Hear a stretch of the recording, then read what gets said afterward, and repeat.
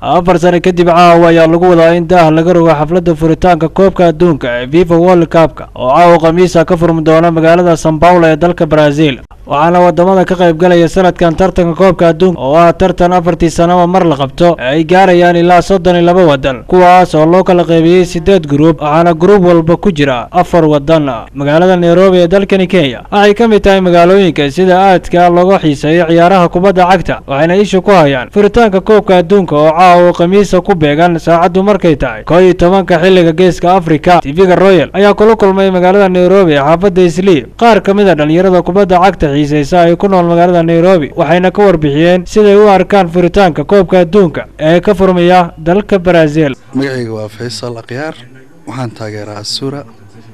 koobkan koobii hore inuu ka xamaasad badan yahay way gaasiday dalka isku diyaarinayaan. haddaan ku hormaro dalka martida Brazil ciyaartooy yar oo dhaqaaq badan ay wataan waxaana ku aadan Croatia oo ah dal jabhad ah ciyaartooy experience aan wataa. geemka caawa ka bilaabo ilaa geemka ugu dambeeyana waa kulul yahay. haddaan usoo laabto geemka Azura ay ku furanaysa England waa geem kulul laba dal oo Yurub ku weyn banoonigoodana uu sareeyo geemkaas ka hor imaanaya. Azura waa dal lagu tixgeliyo qaab tactica kubadda inay dheesho. Azura Talyaani Allah waa naanisteeda Talyaaniga booni waxaa lagu yaqaanaa tactica meelay Brazil iyo Spain dadka ciyaartooy laacibin ku tashtaan. Talyaaniga wuxuu ku tashtaa qaab ciyaareed tactica la dhaho tactico de la catinata mar loo difaac adaga iyo tactica qadax iyo weerar isku xiran isku. magacaygu waa Cabdicasiis Salaad waxaan joogaa Nairobi waxaan taageeraa qaranka Brazil waxaana haddeertan u dareemeynaa sanadkan in oo sanadkii ay Brazil koobkii lixaad ee qaadi leedahay tahay. geemka caawa furitaankan inaa goolka furitaanka dhali doono ciyaartaasna in aan natiijo fiican ka gaari doono iyo 6 geem oo ka dambeeya. aniga oo ah Maxamed Deeq oo loo yaqaano Cidla Dege run ahaantii waan soo dhaweynaynaa ciyaaraha ee World Cup ee gadaal u bilowday waan taageersanahay kadib teamkii aan wadanay waa ka maqan yahay.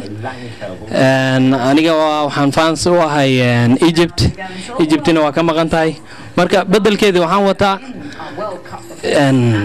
Algeria. aniga oo ah Maxamed Mahad waxaan soo dhaweynaynaa ciyaaraha World Cup-ka waxaana taageersanahay kooxda Spain waxaana filayaa inay qaadi doonto. Assalaamu calaykum waraxmatullaah.